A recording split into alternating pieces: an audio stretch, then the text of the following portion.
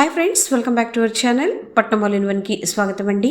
దాదాపుగా 10 రోజుల నుండి హిందీ టీచర్లను ఇబ్బంది పెడుతున్నటువంటి పదము ఏంటది అంటే సుఖ్ సువిధ. ఈ పదము ఏ సమాసము అన్నది చర్చనీయాంశంగా మారింది కదా. కొంతమంది దీన్ని అవిభావ సమాసం అంటున్నారు, మరికొంతమంది తత్పురుష సమాసని అంటున్నారు, కొంతమంది ద్వంద్వ సమాసని కూడా అంటున్నారు. నిజానికి ఈ పదము ఏ సమాస లక్షణాలను కలిగి ఉందో కొంచెం వివరణాత్మకంగా తెలుసుకునేటువంటి ప్రయత్నం చేద్దాం. మొదటగా మనము ఈ సుఖ సువిధ అన్న పదము అవ్యయీభావ సమాస లక్షణాలను కలిగి ఉందా లేదా అన్నది చూద్దాం. అయితే దీన్ని తెలుసుకోవాలి అనంటే అవ్యయ గురించి మనకు సంక్షిప్త వివరణ అవసరం. కాబట్టి ఆ వివరణని నేను ఇక్కడ ఇస్తున్నాను, చూడండి. जो शब्द लिंग वचन कारक काल से अप्रभावित रहते हैं उन्हें अविकारी शब्द कहते हैं. ఏ పదాలైతే లింగ పరంగా కానివ్వండి, వచన పరంగా కానివ్వండి, కారక పరంగా కానివ్వండి, కాల్ పరంగా కానివ్వండి ఎలాంటి మార్పులు ఉండవో అలాంటి పదాలను మనము అవికారి శబ్దని అంటాం. వాటిని అవ్యయ అని కూడా అంటాం కదా. ఈ అవికారి శబ్దు అంటే అవ్యయ అనేవి 4 రకాలుగా ఉంటాయి. 1 క్రియా విశేషణం, 2 సంబంధ బోధకు, 3 సముచ్చయ బోధకు, 4 విస్మయాది బోధకు. అయితే ఇక్కడ నేను ప్రతిదాని గురించి డెఫినేషన్స్తో సహా డీటెయిల్డ్గా చెప్పడం లేదు, ముందుగానే చెప్పాను. కేవలం సంక్షిప్త వివరణ మాత్రమే. మన మెయిన్ పదం ఏదైతే ఉందో దాని దగ్గరికి వెళ్ళాలి అంటే ఈ చిన్న స్టెప్స్ని మనము దాటుకుంటూ వెళితేనే అక్కడికి చేరుకోగలం. అందుకని ఈ ప్రయత్నం. అందున వీటన్నిటి గురించి మన వాళ్ళకు తెలుసు, కాకపోతే కొంతమంది మర్చిపోయి ఉంటారేమో, వాళ్లకు గుర్తు చేసే ప్రయత్నం మాత్రమే ఇది. ఓకే, సో ఇక్కడ క్రియా విశేషంలో కూడా మళ్ళీ 4 ఉంటాయి. 1 కాల్వాచకు, 2 స్థానవాచక క్రియా విశేషణం, 3 రీతివాచక క్రియా విశేషణం, 4 పరిమాణవాచక క్రియా విశేషణం. కాల్వాచక క్రియా విశేషణం కింద మనకు ఆజు, కల్, షామ్, హర్, ఘడి, నిరంతర్ ఇలాంటి పదాలు వస్తాయి. స్థానవాచక క్రియా విశేషణ దగ్గర బాహరు, భీతరు, ఊపరు, హర్ తరఫ్ ఇలాంటి పదాలు వస్తాయి.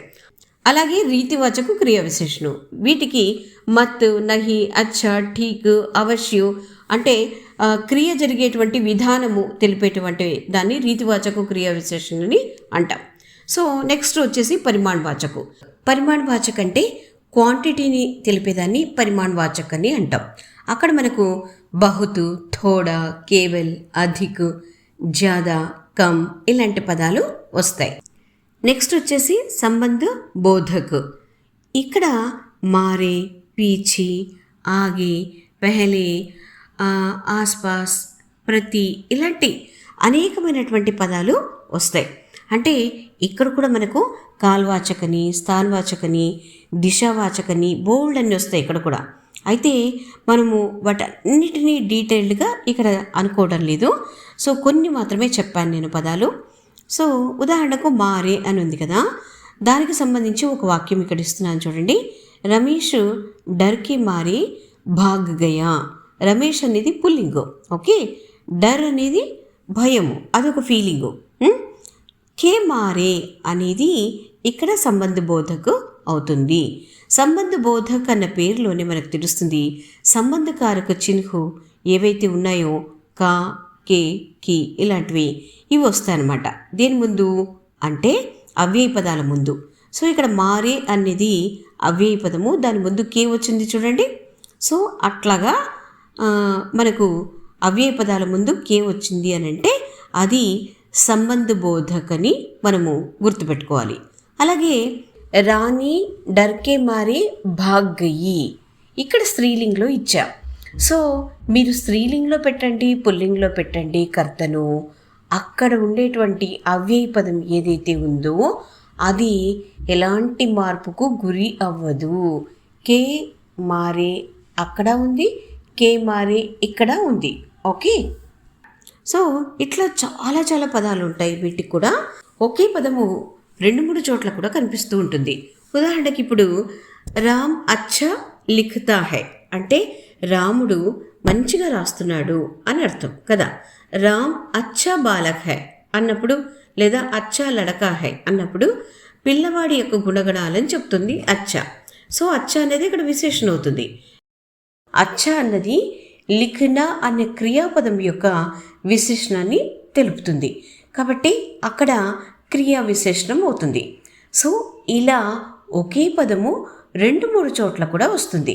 అలా ఎందుకు వస్తుంది, ఎట్లాగా దాన్ని ఎట్లా అర్థం చేసుకోవాలి అంటే, ఇప్పుడేం లేదండి, సింపుల్గా మన రామారావు అనే వ్యక్తి ఉన్నారనుకోండి, ఇంట్లో పెద్దోడా చిన్నోడా ఇలా ముద్దుగా పిలుచుకుంటారు. బయట స్నేహితులకు రామ్, అదే వ్యక్తి ఆఫీస్లో ఉంటే రామారావు అవుతారు. ఆఫీస్లో అధికారిగా, బయట ఫ్రెండ్స్ దగ్గర ఏమో ఒక స్నేహితుడిగా, ఇంట్లో ఏమో కొడుకుగా, తమ్ముడిగా, అన్నగా, ఇలా రకరకాల రోల్ ప్లే చేస్తూ ఉంటాడు. ఒకే వ్యక్తి రకరకాల పేర్లతో పిలువబడుతూ ఉంటాడు కదా. సో అట్లాగే ఇక్కడ కూడా కొన్ని పదాలు అక్కడ అక్కడ అక్కడ వస్తూ ఉంటాయి. ఓకే, సో మనము ఏ పదాన్ని ఏ అర్థంలో ఏ సందర్భంలో వాడాము అన్నదాన్ని బట్టి దానికి పేరును ఇచ్చుకోవాల్సి ఉంటుంది. ఓకే, మొత్తానికి ఈ సంబంధ బోధక పదాలు ఏవైతే ఉన్నాయో వాటికి సంబంధకారక చిహ్నం యాడ్ అవుతాయి అని అనుకున్నాం కదా, కా, కే, కీలో. సో కే అనేది మాత్రమే ఎక్కువగా యాడ్ అవుతూ ఉంటుంది. అంటే కే పాస్ అని, కే ఆస్ పాస్ అని, సో అట్లాగా కే పీచే, కే ఆగే, కే ఊపర్, కే నీచే, ఇలాగనమాట.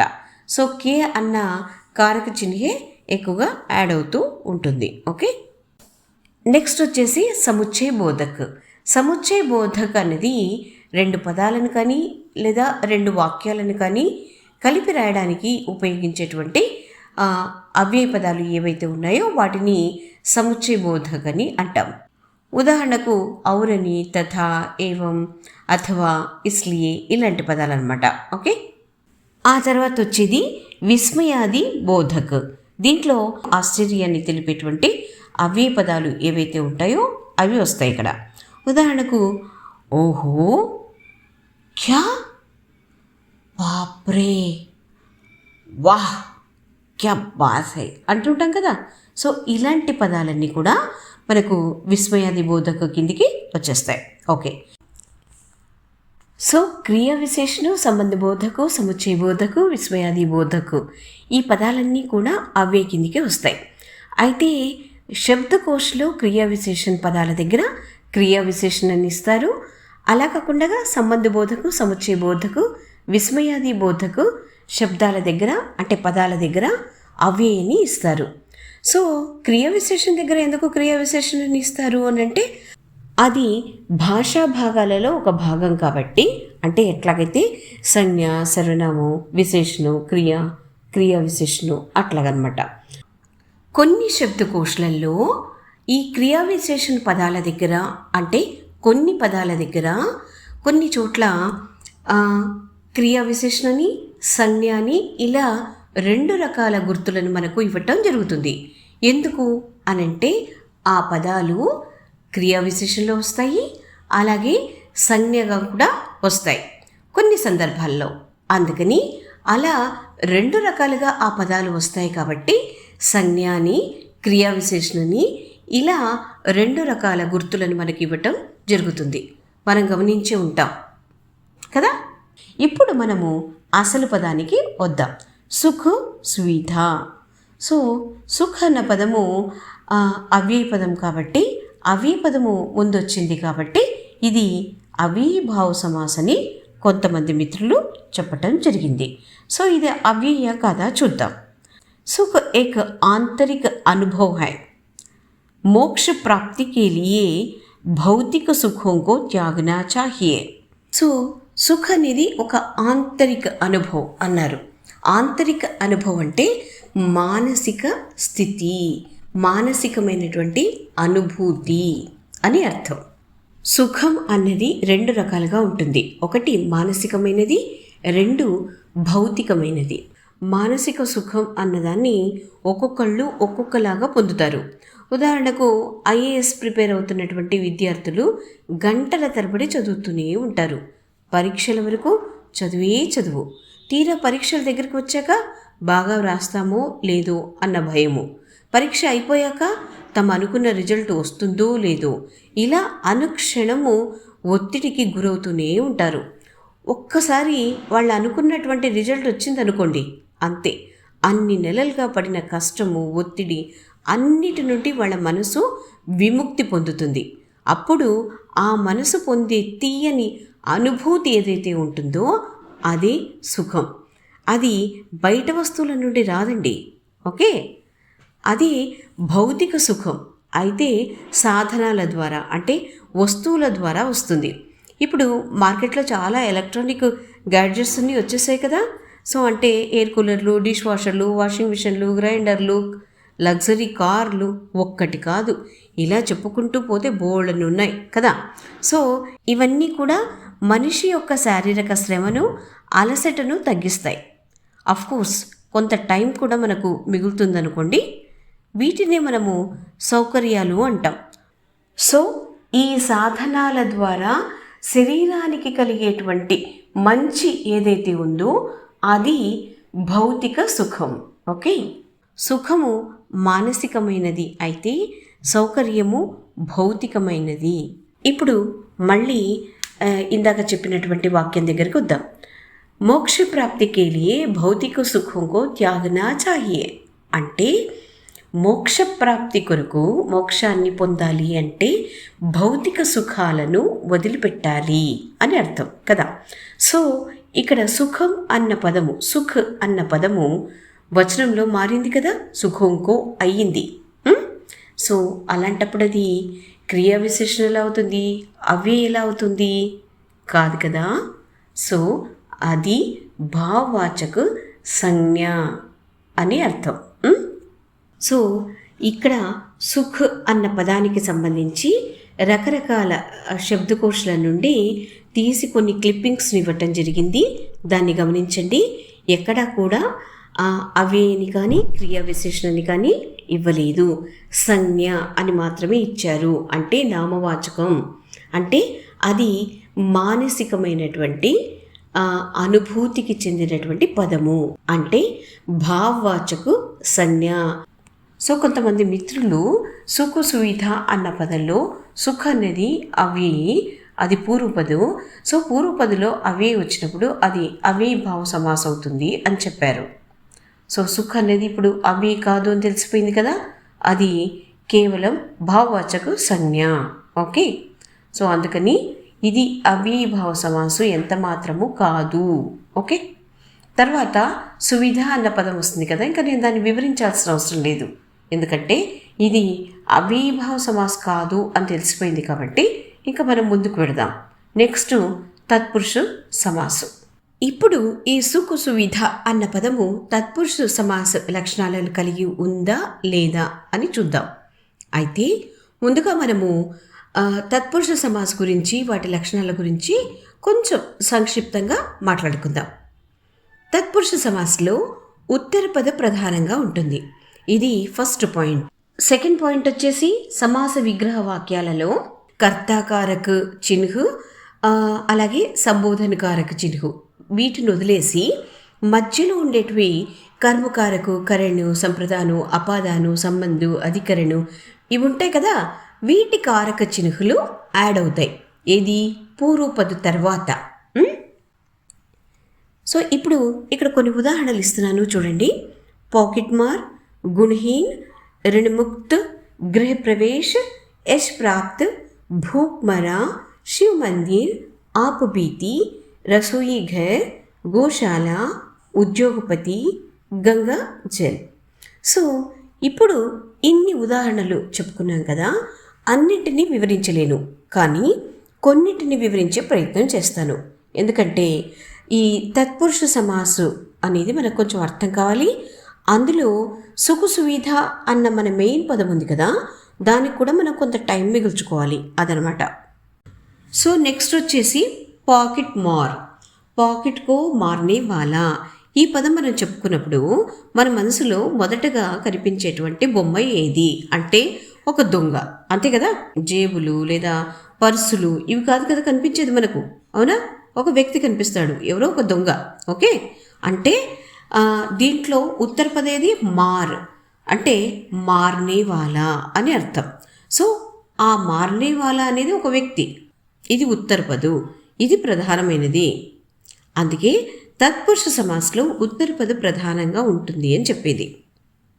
ఓకే, అంతేకాదు మనం ఏం చెప్పుకున్నాం, పూర్వపద తర్వాత విగ్రహవాక్యలో కారక చిహ్నాలు కూడా యాడ్ అవుతాయని చెప్పుకున్నాం కదా. సో ఇక్కడ పాకెట్ కో మార్నేవాలా అన్న ఈ విగ్రహవాక్యంలో కో అని యాడ్ అయింది చూడండి. ఏది, పూర్వపద తర్వాత. పూర్వపద ఏది ఇక్కడ, పాకెట్. సో పాకెట్ తర్వాత కో అనే కారక చిహ్నం వచ్చి యాడ్ అయింది. ఓకే, సో నెక్స్ట్ వచ్చేసి రసోయి ఘర్. రసోయి ఘర్లో పూర్వపదేమో రసోయి, ఉత్తరపదేమో ఘర్ కదా. సో ఇప్పుడు మనకు ఇందులో ఏది ప్రధానమైనది ఎలా తెలుసుకుంటామనంటే, రసోయి ఘర్ అని చెప్పంగానే మన మెదడులో ఫ్లాష్ అయ్యే ఫస్ట్ బొమ్మ ఏది అంటే 3 గోడలు, ఒక కిచెన్ ప్లాట్ఫాము, ఇలా ఉండే ఒక ఏరియా లేదా ఒక గది బొమ్మ ఫ్లాష్ అవుతుంది. అంతేకాని అన్నము, పప్పు, చారు, కూర ఇలాంటి తిండి పదార్థాలు మనకు కనిపించవు. మన మెదడులో ఆ బొమ్మ రాదు. ఫ్లాష్ అయ్యే బొమ్మ ఏది అంటే ఒక గది బొమ్మ, అంతే. అర్థమవుతుంది కదా నేనేం చెప్పదలుచుకుంటున్నానో. సో అదనమాట. అందుకని ఇక్కడ ఘర్ అన్నది ప్రధానమైనది, ఇది ఉత్తరపదు. సో దీని విగ్రహవాక్యం ఎలా రాస్తాం మళ్ళీ అని అంటే, రసోయి కే లియే ఘర్ అని రాస్తాం. ఎందుకట్లాగా, రసోయి కా ఘర్ అని రాయరా అంటే కాదు, రాయము. వంటగది అంటే వంట కొరకు మనం కేటాయించిన గది, అంతే. అంతేకాని వంట తనకు తాను గది కేటాయించుకోలేదు, తనకు తాను గదిని నిర్మాణం చేసుకోలేదు కదా. మనము వంట కోసం, వంట కొరకు ఒక గదిని నిర్మించుకున్నాం. సో దాన్నే వంటగది అంటాం. సో అట్లాగే హిందీలో రసోయి ఘర్ అంటే రసోయి కే లియే ఘర్. మనము ఇల్లు కట్టుకునేటప్పుడు ఒక గది భోజనాల కోసమని, ఒక గది వంట కోసమని ఇలా కేటాయించుకుంటూ ఉంటాం. భోజనాలు చేయడం కోసం ఇంట్లో కొంత ప్లేస్ను వదిలేసామనుకోండి, ఎవరైనా వచ్చి చూసి ఈ ప్లేస్ వదిలేరు, దేని కొరకండి అని ఎవరైనా అడిగితే మనం వెంటనే ఏం చెప్తాం, ఇది డైనింగ్ కొరకండి అని అంటాం. కొరకు అని ఉపయోగిస్తున్నాం కదా. సో అట్లా మనము నిర్మించే వాటికి అంటే దేనికోసమైనా మనం నిర్మిస్తున్నప్పుడు అది కేలియే అని వస్తుంది అక్కడ. ఇక్కడ వంట తనకు తాను గదిని నిర్మించుకోలేదు, వంట కొరకు మనం గదిని నిర్మిస్తున్నాం, అది తేడా. ఓకే, అట్లాగే గోశాల అంటే గోవులశాల. సో గోశాల అన్న పదంలో ఉత్తరపదేది శాల. సో ఇది ప్రధానమైనది. ఇంతకుముందు మనము రసోయి ఘర్ అన్న పదానికి ఏ టెక్నిక్ అయితే ఉపయోగించామో సేమ్ అదే ఇక్కడ కూడా పనిచేస్తుంది. గోశాల అనగానే మన మెదడులో ఫ్లాష్ అయ్యేటువంటి బొమ్మ ఏది, గోవులన్నీ ఉండేటువంటి ఒక మైదానం. సో ఆ ఏరియానే మెయిన్ అన్నమాట. ఎందుకంటే గోవులు ఎక్కడంటే అక్కడ తిరుగుతుంటాయి, అదంతా గోశాల కాదు కదా. సో ఒక పెద్ద మైదానంలో గోవులన్నీ ఉంటే అది గోశాల అవుతుంది కదా. సో అక్కడ శాల అన్నది ప్రధానమైనది, అట్లా కనుక్కోవాలి. సో గాయం కే లియే శాల అని చెప్పాలి విగ్రహవాక్యం. సో ఎందుకట్లా గాయం కీ శాల అని ఎందుకు చెప్పకూడదు అంటే ఇక్కడ కూడా అదే నియమమే వర్తిస్తుంది. ఎట్లాగైతే రసోయి కే లియే ఘర్ వచ్చిందో అట్లా గాయం కే లియే శాల. ఎందుకు అంటే ఆవులు తమకు తాము కొంత ప్లేస్ని కేటాయించుకోలేవు కదా. ఆ ప్లేస్ను ఎవరో ఒకరు అంటే ఆ ప్లేస్ ఓనరు కొంత స్థలాన్ని ఆవుల కొరకు కేటాయించుంటాడు కదా. సో ఆ స్థలం పైన ఆ ఓనర్కి మాత్రమే హక్కు ఉంటుంది, ఆవులకు కాదు. ఆవుల సొంతమైన స్థలం కాదది. ఆవులు ఉండడం కొరకు ఆయన కొంత స్థలం కేటాయించారు. రేపొద్దున ఆయనకి ఇష్టం లేదనుకోండి, ఆ గోవులను అక్కడి నుండి వేరే ప్లేస్కి ఆయన తరలించవచ్చు. ఎందుకంటే ఆ స్థల యజమాని ఆయన, కానీ ఆవులు కాదు. ఓకే, సో అందుకని గాయం కీ శాల అనకూడదు, గాయం కే లియే శాల అనాలి. ఇప్పుడు ఇంకొక పదం తీసుకుందాం. శివ మందిర్ అన్నాం అనుకోండి. శివ మందిర్ ఈ రెండు పదాలలో ఉత్తరపదేది మందిర్. సో మందిర్ అనేది ప్రధానమైనది. ఎందుకంటే శివ మందిర్ అనగానే మన మెదడులో ఒక గుడి బొమ్మ ఫ్లాష్ అవుతుంది, అంతేకాని శివుడి యొక్క విగ్రహం ఫ్లాష్ అవ్వదు. ఓకే, సో ఆ విధంగా ఉత్తరపద అనేది ఏదైతే ఉందో దాని ఇమేజే మన మెదడులో ఫ్లాష్ అవుతుంది. సో ఆ విధంగా ఇది ప్రధానమైనది అని మనం గుర్తుపట్టగలుగుతాం. ఓకే, సో ఇప్పుడు విగ్రహవాక్యం ఎలా రాస్తాం దీనికి అంటే శివుకా మందిర్ అనాలి. అదేంటి, గోశాల అన్నప్పుడు గాయకే లియే శాల అన్నారు, రసోయి ఘర్ అన్నప్పుడు రసోయికే లియే ఘర్ అన్నారు. అలాగా ఇక్కడ ఎందుకు శివుకే లియే మందిర్ అని రాకూడదు అంటే శివుడి కొరకు మనమే కట్టించినటువంటి మందిరమే అయినప్పటికీ అది దానిపైన హక్కులు మనకుండవు. ఎందుకంటే భగవంతుడి విషయానికి వచ్చేసరికి అది భగవంతుడికి మాత్రమే, దేవుడికి మాత్రమే సొంతమైన ప్లేస్గా భావించబడుతుంది. అందుకే అది శివుకా మందిర్ అంటే శివుడికి మాత్రమే సొంతమైన మందిరం, ఆలయం, అంతే. ఇప్పుడు మన మెయిన్ పదంకి వద్దాం. ఏంటది? సుఖ సువిధ కదా. సుఖ సువిధ అన్న దానిలో ఉత్తరపదేది సువిధ. ఇది ప్రధానమైనది ఉండాలి. మరి అది ప్రధానమైనదా లేదా ఎలా తెలుసుకోవాలి? ఇంతకుముందు చెప్పినట్లు ఇప్పుడు గంగా జల్ అన్నామనుకోండి, జల్ అనేది మనకు ఉత్తరపద అవుతుంది. అంటే గంగాజల్ అన్న పదం వినంగానే మన మెదడులో ఫ్లాష్ అయ్యేటువంటి బొమ్మ ఏది అని అంటే నీళ్లు కదా. సో ఇక్కడ జల్ అనేది వచ్చింది కదా, జల్ అనేది ఉత్తరపదం. సో ఆ నీళ్లకు సంబంధించిన బొమ్మ ఏదైతే ఉందో అదే మన మెదడులో ఫస్ట్ ఫ్లాష్ అయ్యేటువంటి బొమ్మ. ఓకే, అంతేకాని గంగాదేవి విగ్రహము లేకపోతే గంగాదేవికి సంబంధించినటువంటి ఫొటోసు ఇవి ఫ్లాష్ అవ్వవు. ఓకే, సో దీన్ని బట్టి మనకు ఏమర్థమవుతుంది, ఇక్కడ ఉత్తరపద అనేది జల్లు, ఇదే ప్రధానమైనది అని. సో తత్పురుష సమాస్కు సంబంధించిన ఏ పదమైనా తీసుకోండి, అందులో ఉత్తరపదే ప్రధానమైనది అని తెలుసుకోవడానికి ఇదొకటే మార్గం. సో మనం ఆ పదం వినంగానే అందులో ఉత్తరపదికి సంబంధించిన పదం యొక్క బొమ్మ మన మెదడులో ఫ్లాష్ అవుతుందా లేదా, అదే ముఖ్యం.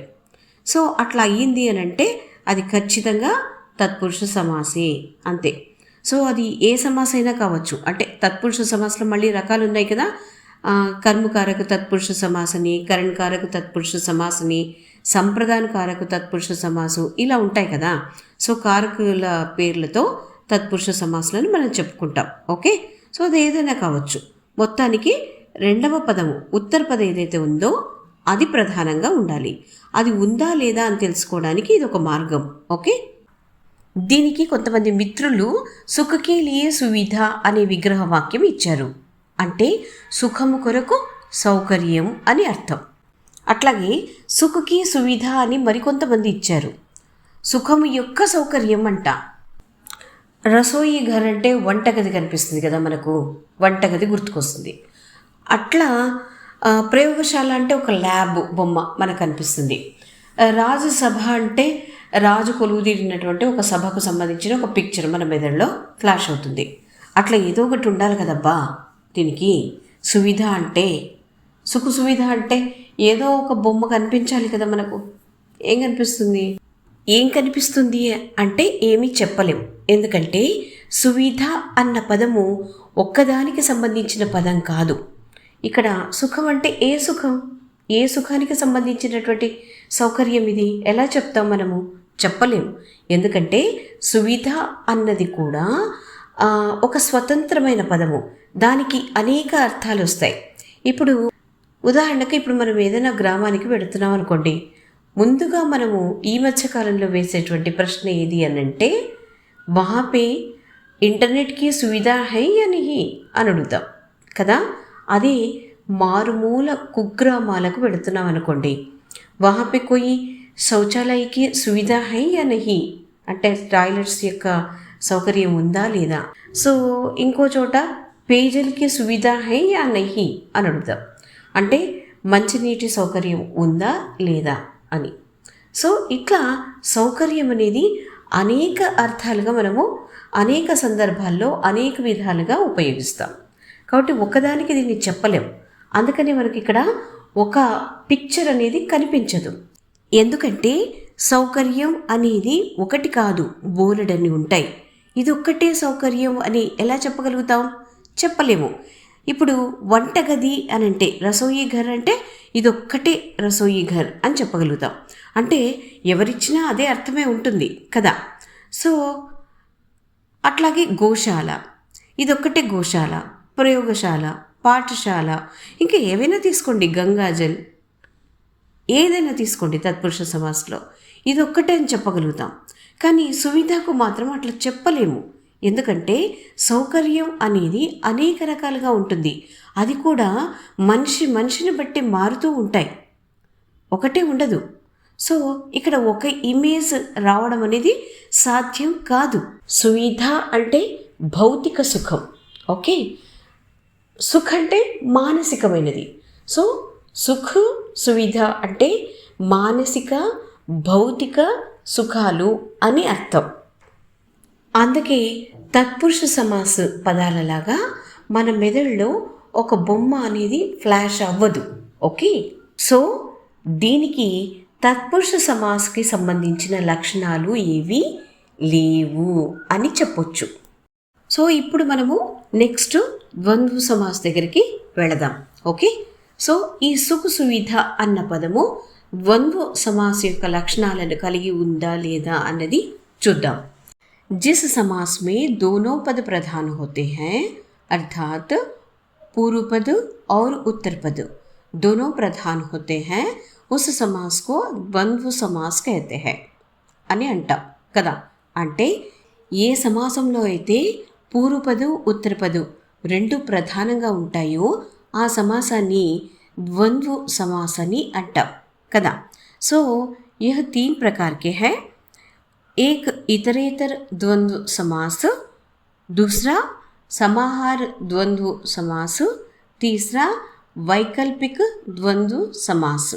సరే, వీటి యొక్క అర్థాలను చూద్దాం. ఇతరేతర ద్వంద్వ సమాస్ అంటే పరస్పరం అని అర్థం. అంటే పరస్పర సంబంధం కలిగినటువంటి పదాలు ఇక్కడ వస్తాయి. ద్వంద్వ సమాస్లో ఔరు, యా, అథవా ఇలాంటి అవ్యయ పదాలు ఉంటాయి కదా, ఇవి లుప్తమై ఉంటాయి ఇక్కడ. సో విగ్రహవాక్యం చేసినప్పుడు అవి వస్తాయి. మాతా పిత, భాయి బహన్, స్త్రీ పురుష్ ఇట్లాంటి పదాలు ఉంటాయి కదా. ఇక్కడ ఈ రెండు పదాలు కూడా సమానమైనటువంటి వెయిట్ కలిగినటువంటి పదాలు. సో అందులోనూ రెండు పదాలకు పరస్పర సంబంధం ఉంటుంది. మాతా పిత పరస్పర సంబంధం కలిగినటువంటి రిలేషన్స్ అవి. అట్లాగే భాయి బహన్, స్త్రీ పురుషు, సీతారాము అంటే సీతా రామ్, ఇవి రెండు కూడా పరస్పర సంబంధాలు కలిగినటువంటి పదాలు. సో అట్లాగే రామ్ లక్ష్మణ్, లవ్ కుషు, గాయ్ బైలు ఇలాంటి పరస్పర సంబంధాలు కలిగినటువంటి పదాలు, సమానమైన వెయిట్ కలిగినటువంటి పదాలు ఇక్కడ వస్తాయి. అలాంటి వాటిని మనము ఇతరేతర ద్వంద్వ సమాస్ అని అంటాం. దీని విగ్రహవాక్యము మాతా ఔర్ పితా, భాయి ఔర్ బహన్, స్త్రీ ఔర్ పురుష్ ఇలా తీసుకుంటాం. మాతా యా పిత అనము, అంటే యా అనే అవే పదాన్ని ఇక్కడ పెట్టాం. ఇక్కడ మాతా యా పిత అనకూడదు. ఎందుకంటే అమ్మ గొప్పనా లేక నాన్న గొప్పనా అంటే ఏం చెప్తాం? ఇద్దరూ గొప్పవాళ్లే, ఇద్దరూ సమానమైనటువంటి వెయిట్ కలిగినటువంటి వాళ్లే, పరస్పర సంబంధం కలిగినటువంటి వాళ్లే కదా. సో అట్లాగే భాయి బహన్ అంటే అన్న గొప్పనా అక్క గొప్పనా అంటే ఎట్లా చెప్తాం? అన్న గొప్పవాడే, అక్క గొప్పదే. సో అన్న కావాలి, అక్క కావాలి, ఓకే. అట్లాగే స్త్రీ యా పురుష్ అంటే తప్పు. ఎందుకంటే స్త్రీ గొప్పనా పురుషుడు గొప్పనా అంటే ఎట్లా చెప్తాం? ఇద్దరు గొప్పవాళ్లే, ఈ సృష్టికి ఇద్దరూ అవసరమే కదా. సో స్త్రీ ఔర్ పురుష్ అని చెప్పాలి. సో ఇక్కడ యా అన్న పదం రాదు, ఔర్ అన్న పదమే వస్తుంది. ఎందుకంటే రెండు కూడా పరస్పర సంబంధం కలిగిన సమానమైనటువంటి వెయిట్ కలిగినటువంటి పదాలే ఇక్కడ వస్తాయి. ఇంకొక రకంగా చెప్పాలి అంటే లింగపరంగా వ్యతిరేక పదాలు ఉంటాయి కదా, అలాంటి పదాలు ఇక్కడ వస్తాయి అని చెప్పొచ్చు. స్త్రీ పురుష్ అట్లాగనమాట. అంటే లింగపరంగా మాత్రమే ఇవి, మామూలు వ్యతిరేక పదాలు కాదు, అది గుర్తుపెట్టుకోండి. లింగ్ అనే కాదు, సింగిల్ వర్డ్ సింగిల్ మీనింగు వచ్చే పదాలు కూడా అయి ఉండవచ్చు, ఓకే. సో కేవలము పరస్పర సంబంధం కలిగినటువంటి పదాలు, సమాన వెయిట్ కలిగినటువంటి పదాలు, అలాగే లింగులో వ్యతిరేకమైన పదాలు అట్లా కాదు. అదొక్కటే కాకుండా సింగిల్ వర్డ్ సింగిల్ మీనింగ్ వచ్చే పదాలు కూడా అయి ఉండవచ్చు. ఓకే, ఇప్పుడు సమాహార ద్వంద్వ సమాస్ అంటే రెండవ రకం ఉంది కదా, దాని గురించి చెప్పుకుందాం. సమాహార అంటే సమిష్టి లేదా సమూహు అని అర్థం. రెండు పదాలు కూడా స్వతంత్రమైనవిగా ఉంటాయి మరియు ఒకే సమూహంకు చెందిన అర్థాలను కలిగి ఉంటాయి. ఉదాహరణకు ఘర్ ద్వార్ అన్నామనుకోండి, దీని ట్రూ మీనింగ్ ఏమొస్తుంది? ఇల్లు వాకిలి అని వస్తుంది. కానీ నిజమైన అర్థం ఏంటంటే పరివార్ అని అర్థం. ఓకే, అంటే కుటుంబం అని అర్థం. సో ఇట్లా ఇల్లు, వాకిలి, కుటుంబం ఇవన్నీ కూడా ఒకే సమూహానికి చెందినటువంటి పదాలు కదా. ఇంకొక ఉదాహరణ చూద్దాం. ఘాస్ ఫూస్. పిల్లలు ఏదైనా జంక్ ఫుడ్ తింటున్నారనుకోండి, మనం ఏమంటాం? క్యూరే హమేషా ఘాస్ ఫూస్ ఖాతే రహతే హో, కితనీ బార్ బోలా హై మత్ ఖాయా కరో అంటుంటాం కదా. ఘాస్ ఫూస్ అంటే గడ్డి గిడ్డి అని అర్థం. అంటే ఏదైనా బయట దొరికే జంక్ ఫుడ్ అని అర్థం. పర్టికులర్గా ఇది అని చెప్పలేం, ఎందుకంటే అదంతా ఫుడ్కు సంబంధించినటువంటి పదాలు. పిల్లలు తమ ఫ్రెండ్స్ని ఇంటికి తీసుకొచ్చారనుకోండి, అప్పుడు మన దగ్గరకు వచ్చి మంచిగా కాకపడతారు. ఎలాగా అంటే, మా హమారే దోస్త్ ఆ గయే హై, కుచ్ చాయ్ పానీ కా ఇంతజామ్ కరోగి అని అడుగుతారు కదా. చాయ్ పానీ అంటే చాయ్ నీళ్ళు అనే అర్థంలోనే కాకుండా డ్రింక్స్ అనే అర్థంలో కూడా ఈ పదాలను వాడుతాం.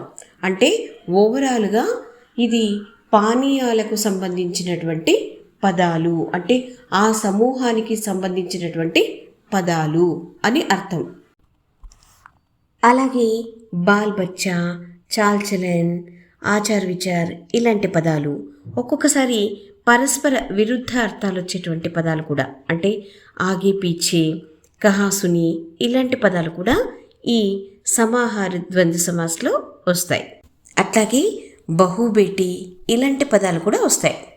ఇట్లా ఎవరైనా జెంట్స్ పెద్దవాళ్ళు కొంచెం మిస్బిహేవ్ చేస్తున్నారనుకోండి ఆడవాళ్ళ పట్ల, అప్పుడు వేరే వాళ్ళు ఏమంటారు? ఆప్కి ఘర్ మే కోయి బహుబేటి నహీ హై తో ఐసా కరోగి లడ్కియోం కే సాత్ అని అంటారు కదా. అంటే అక్కడ బహుబేటి అని అంటే కోడలు కూతురు అని మాత్రమే కాదు, మీ ఇంట్లో ఆడపిల్ల లేదా అనే అర్థం కూడా వస్తుంది.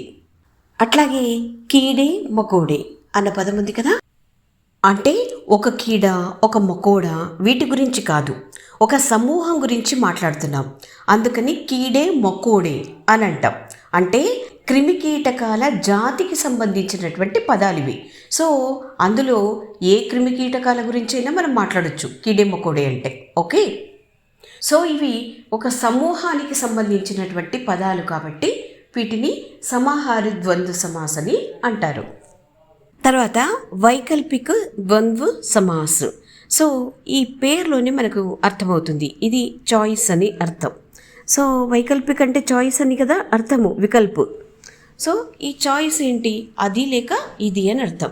ఇక్కడ యా అనే అవే పదము వస్తుంది ఇక్కడ విగ్రహవాక్యాలలో. సో ఉదాహరణకు ఊంచ్ నీచ్ అని ఉంది అనుకోండి, ఊంచ్ యా నీచ్. అట్లాగే అమీర్ గరీబ్ అన్న పదం ఉందనుకోండి, అమీర్ యా గరీబ్. అట్లాగా పాప్ పుణ్య, పాప్ యా పుణ్య. అట్లాగే భలా బురా, చోటా బడా, తర్వాత హాని లాభ్ ఇట్లా అన్నమాట. సో దీన్ని బట్టి మనకి ఏమర్థమవుతుంది అని అంటే ఈ వైకల్పిక్ ద్వంద్వ సమాస్లో విలోమ శబ్దే ఎక్కువగా వస్తాయి అని అర్థం. సో ఇప్పుడు మన అసలు పదం దగ్గరికి వద్దాం. సుఖ సువిధ. ఈ ద్వంద్వ సమాస్లో ఈ సుఖ సువిధ అన్న పదము ఫిట్ అవుతుందా లేదా చూద్దాం. ఇతరేతర ద్వంద్వ సమాస్ తీసుకుందాం ఫస్ట్. ఇక్కడ ఔర్ అనే సముచ్చయ బోధకు వచ్చే పదాలు అంటే పరస్పర సంబంధం కలిగినటువంటి పదాలు, సమాన వెయిట్ కలిగినటువంటి పదాలు వస్తాయి అని అనుకున్నాం కదా. ఎట్లాగైతే మాతాపిత, భాయి బహన్, తన్మన్ ఇలాంటివి, ఇవన్నీ కూడా ఒకే అర్థము. అంటే మాత అంటే అమ్మ, పిత అంటే తండ్రి, అలాగే తన్ అంటే శరీరం, మన్ అంటే మనసు, ఇట్లా సింగిల్ అర్థాలే వస్తున్నాయి. కానీ మన సుఖ్ సువిధ అన్న పదంలో సింగిల్ అర్థాలు వచ్చే పదాలు లేవు. అంటే సుఖ సువిధ అన్నది ఒక గ్రూప్కి సంబంధించినవి. అంటే సువిధ అంటే ఇదొక్కటే సువిధ, ఇదొక్కటే సుఖం అని చెప్పలేం కదా. సో ఒక పర్టికులర్ మీనింగ్ మనం ఇక్కడ ఇవ్వలేం. సో కాబట్టి ఇక్కడ ఇది రాదు. తర్వాత నెక్స్ట్ ఈ సుఖ సువిధ అన్నవి వ్యతిరేక పదాలు కూడా కాదు. ఎందుకంటే ఇంతకుముందే మనము ఈ సుఖ సువిధ అన్న వాటికి అర్థాలను తెలుసుకున్నాం కదా. ఎట్లాగైతే అమీర్ గరీబు, ఛోటా బడా ఇట్లా ఉన్నాయి కదా. సో అట్లాంటి పదాలు సుఖ సువిధ కాదు. ఎందుకంటే వీటి యొక్క అర్థాలను మనం ఇంతకుముందే తెలుసుకున్నాం. సుఖ అంటే మానసికమైనటువంటి అనుభూతి. తర్వాత సువిధ అంటే భౌతిక సుఖము అని అర్థం. అంటే సాధనాల ద్వారా వచ్చేటువంటి సుఖం అదనమాట. కాబట్టి ఇక్కడ వ్యతిరేక పదాలు ఏవీ లేవు. అందువల్ల ఇక్కడ వైకల్పిక ద్వంద్వ సమాస్లో కూడా ఇది ఫిట్ అవ్వదు. ఇక మిగిలింది ఏమిటి మనకు అంటే సమాహార ద్వంద్వ సమాస్. దీనిలో సమూహాలకు సంబంధించిన పదాలు వస్తున్నాయి. ఎట్లా అంటే చాయ్ పానీ, కీడే మకోడే ఇట్లాగనమాట. సో ఇప్పుడు సుఖ సువిధ అన్న పదాలను చూద్దాం. వీటికి సంబంధించిన నిర్వచనము మనం ఇంతకుముందే తెలుసుకున్నాం కదా. సుఖం అన్నది మానసికమైనది, సువిధ అన్నది భౌతికమైనది అని. అవి కూడా రకరకాలుగా ఉంటాయి, ఒక్కొక్కళ్లకు ఒక్కొక్కలాగా ఉంటాయి. సుఖ సువిధ అన్నది ఒక సమూహానికి చెందిన పదము. అందులో రకరకాల సుఖాలు, రకరకాల సౌకర్యాలు ఉంటాయి. సో ఒకదాన్ని మనము పర్టికులర్గా చెప్పలేం. సో అందుకని ఈ సుఖ సువిధ అన్న పదము సమూహానికి చెందిన పదము. కాబట్టి ఇది సమాహార ద్వంద్వ సమాస్కి చెందిన పదము. అంటే ఇది ఓవరాల్గా ద్వంద్వ సమాస్ పదము. ఓకే. సో చివరిగా మనము ఇంకొక విషయం గుర్తుపెట్టుకోవాలి. ఏంటది అని అంటే ఇప్పుడు ద్వంద్వ సమాస్ గురించి ఇంత చెప్పుకున్నాం కదా. అంటే ఇందులో ఇతరేతరు, తర్వాత సమాహారు, తర్వాత వైకల్పికు అని ఇలా ఉపభాగాలు ఉంటాయి అని. సో ఈ పదాలు ఇక్కడ వస్తాయి, ఈ పదాలు ఇక్కడ వస్తాయి అని చెప్పుకున్నాం కదా. కానీ ఒక్కొక్కసారి వాక్యములో ఆ పదము ఏ సందర్భంలో ఏ సెన్స్లో వాడబడింది అన్నదాన్ని బట్టి దాని యొక్క భాగాలు కూడా మారుతూ ఉంటాయి. అంటే ఉదాహరణకు కొన్నిసార్లు ఇతరేతరలో చెప్పుకున్నటువంటి పదాలు సమాహారంలో, లేదా కొన్నిసార్లు వైకల్పిక్లో చెప్పినటువంటి పదాలు ఇతరేతరలో ఇలా కనిపిస్తూ ఉంటాయన్నమాట. ఓకే. మొత్తానికి ఆ పదాలన్నీ కూడా ద్వంద్వ సమాసంలోనే ఉంటాయి. వాటన్నిటినీ ద్వంద్వ సమాసం అని పిలుస్తాం అంతే. కాకపోతే ఉపభాగాలు ఏవైతే రకాలు చెప్పుకున్నామో అవి కొంత అటు ఇటుగా మారుతూ ఉండవచ్చు అంతే. సో ఇదండి సుఖ సువిధ యొక్క సమాసానికి సంబంధించినటువంటి నా అభిప్రాయము. సో ఈ వీడియో మీకు నచ్చింది అనుకుంటాను. నచ్చితే వెంటనే ఒక లైక్ ఇచ్చేసేయండి. అలాగే మీ ఫ్రెండ్స్ కూడా షేర్ చేయండి. మరోసారి మరో కొత్త అంశంతో మీ ముందుంటుంది మీ పట్నం ఆల్ ఇన్ వన్.